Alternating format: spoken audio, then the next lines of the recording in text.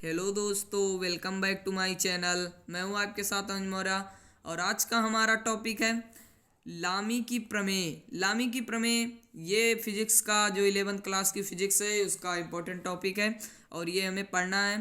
तो ये न्यूटन के गति के नियम का जो हमारा चैप्टर है उसी का ये टॉपिक है। तो बहुत ही इम्पोर्टेंट है ये उस चैप्टर में। तो वीडियो बहुत ही ज़्यादा इंटरेस्टिंग होने वाला है, तो वीडियो को पूरा देखना, स्किप मत करना। तो चलिए देखते हैं वीडियो को। तो सबसे पहले हमने लामी की प्रमेय मैं आपको इस वीडियो में समझाने वाला हूं। तो लामी की प्रमेय क्या होती है, मैंने यहाँ से लिखा हुआ है इसका कथन। कथन क्या कहता है लामी की प्रमेय का, तो कह रहा है यदि किसी वस्तु पर लग रहे तीन संगामी बल। संगामी बल का मतलब समझते हैं। संगामी बल का मतलब जब किसी एक बिंदु पर अनेक बल लग रहे हो। जैसे मान लेते हैं कोई एक बिंदु, कोई भी बिंदु आप ले सकते हैं। तो दोस्तों जैसे मान लेते हैं कोई एक बिंदु है, यहाँ पर ले लेते हैं। इस पर कई बल लग रहे हैं, F1, F2, F3, F4, F5। तो इनका जो परिणामी होगा वही हमारा संगामी बल होगा। तो ये मैंने यहाँ पर बताया इन्होंने, यदि किसी वस्तु पर लग रहे तीन संगामी बल संतुलन में हो। तो संतुलन में हो मतलब वो संतुलन अवस्था में हो। तो जैसे कि कोई यहाँ पर पिंड है, तो इधर से जितना बल इतना बल ही इधर से और इतना बल ही इधर से। तो पिंड मतलब अपनी जगह पर स्थिर है, वो हिला नहीं है। तो तब प्रत्येक बल अन्य दो बलों के बीच बने कोण की ज्या मतलब साइन बने कोण की ज्या के अनुक्रमानुपाती होता है। फिर से समझ लेते हैं। यदि किसी वस्तु पर लग रहे तीन संगामी बल, जैसे यहाँ पर लग रहा है F1, F2, F3। तो तीन संगामी बल संतुलन में है, पिंड कहीं इधर उधर नहीं जा रहा है।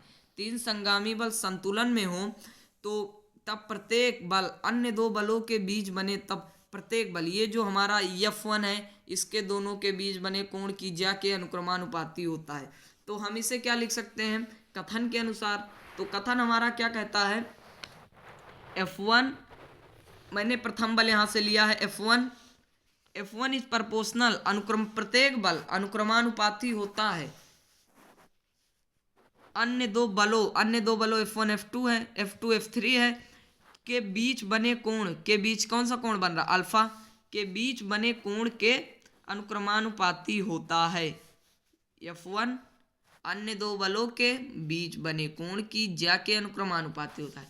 तो यहाँ से F1 बराबर लिख सकते हैं, यहाँ से हटा, यहाँ से एक नियतांक आ गया, मान लेते हैं K है साइन अल्फा।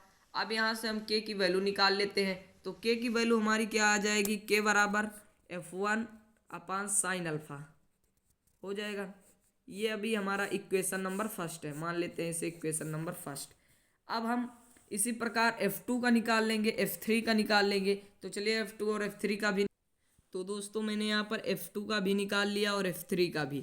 तो F2 हम कैसे F2 देखिए यहाँ पर चित्र में F2 अन्य दो बल F2 यहाँ पर इसके अन्य दो बल F1 F3 हैं के बीच बने कोण बीटा बना है।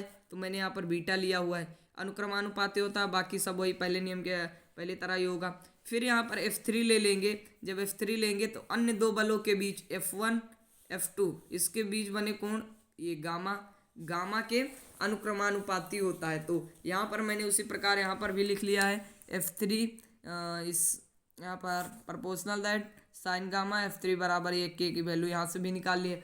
अब हमारा यहाँ पर एक रिलेशन आता है। तो दोस्तों समीकरण एक दो और तीन मैंने ये बनाया था, समीकरण एक था, ये दो था और एक तीन था। तो समीकरण एक दो तीन से हम यहाँ पर क्या समझ सकते हैं, एक पक्ष तो हमारा बराबर है K यहाँ पर, K यहाँ पर और K यहाँ पर। तो तीनों में K बराबर है मतलब एक पक्ष बराबर है, तो हमारा दोनों पक्ष बराबर हो जाएगा। तो यहाँ पर एक पक्ष बराबर है तो यहाँ पर दोनों पक्ष भी बराबर कर सकते हैं। तो साइन अल्फा और यहाँ पर इसको बराबर कर लेते हैं F2 बटे साइन बीटा और इसको बराबर कर लेते हैं F3 बटे साइन गामा। तो यहाँ से ये हमारा यहाँ पर रिलेशन निकल के आया और यही जो हमारा F1 बटे साइन अल्फा, F2 बटे साइन बीटा, F3 बटे साइन गामा, यही हमारी लामी की प्रमेय है। लामी ने यही बताया कि जो एक बल होता है तीन संगामी बलों में एक बल अन्य दो बलों के बीच बने कोण के ज्या के किसी कोण की ज्या के समानुपाती होता है, अनुक्रमानुपाती होता है। तो लामी ने यही बताया। तो ये थी हमारी लामी की प्रमेय। तो आज की इस वीडियो में इतना ही। अगर आपको वीडियो पसंद आया तो वीडियो को लाइक कर देना और कमेंट बॉक्स में बताना कैसे लगी लामी की प्रमेय। समझ में नहीं आया तो भी बताना, मैं फिर से वीडियो बना दूंगा। और अगर आपको वीडियो तो कमेंट बॉक्स में बताना मत भूलना और चैनल को सब्सक्राइब कर देना। धन्यवाद।